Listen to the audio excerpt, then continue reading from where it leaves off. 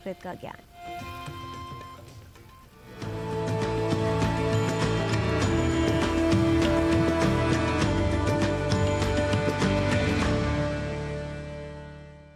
नमो नमः। स्वागतम। संस्कृत पाठशालायां भवतां सर्वेषां स्वागतम। अपने पिछले अंक में हमने संस्कृत के उच्चारण संबंधी कुछ दोषों की बात की थी। इन दोषों को हम कैसे ठीक कर सकते हैं इनके बारे में भी आपको बताया था।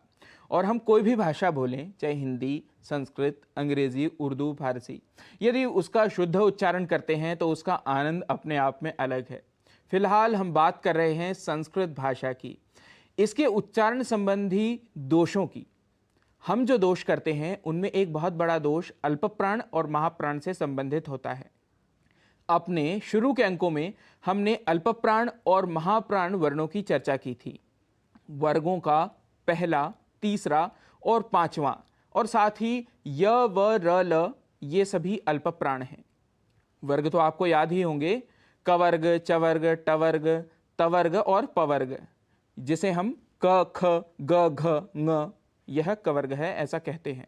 और ऐसे ही वर्गों के दूसरे, चौथे श, श, स, ह, ये महाप्राण वर्ण कहे जाते हैं।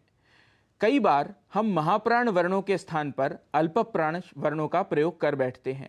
उदाहरण के लिए शब्द होता है संघटन, संगठन, लेकिन हम इसको संगठन कह देते हैं। यद्यपि हिंदी में यह शब्द प्रचलित हो गया है, लेकिन मुख्य व मूल शब्द, शुद्ध शब्द संगठन है।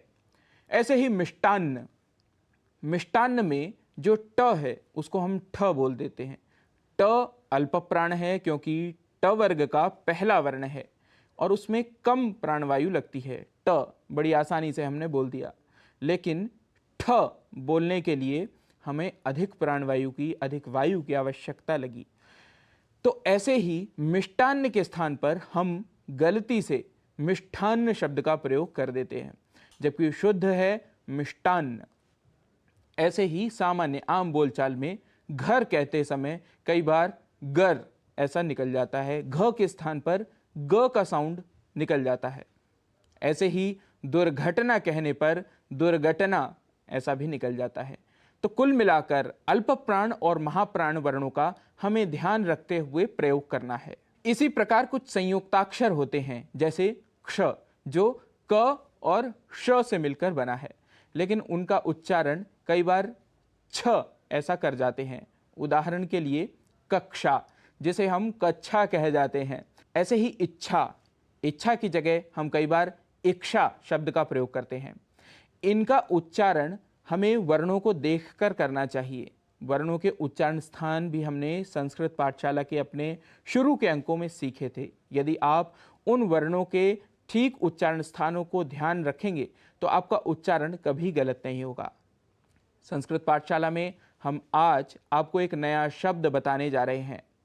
आज का शब्द है हृदय। हृदय, जिसे दिल कहते हैं, अंग्रेजी में इसके लिए हार्ट शब्द का प्रयोग होता है। संस्कृत में हृदयम, इसकी जो संरचना है, निर्माण है, बहुत ही अच्छा है। उसके बारे में बताता हूं। जो हृदयम में पहला हृ वर्ण है वो कहता है हरति, अर्थात लेता है, अर्थात लेता है। द ददाति, देता है। य याति, फैलाता है, सर्कुलेट करता है। तो फॉर्मूला बन गया हृदयम, अर्थात हमारी हार्ट की जो फंक्शनिंग है वो छिपी है इस हृदयम शब्द में, जो रक्त को पहले लेता है, देता है और पूरी बॉडी में सर्कुलेट करता है। तो संस्कृत के शब्दों के अर्थ भी अपने आप में निराले हैं। ऐसे और शब्दों और नए पाठ के साथ पुनः आपसे मिलेंगे। तब तक के लिए नमस्कार।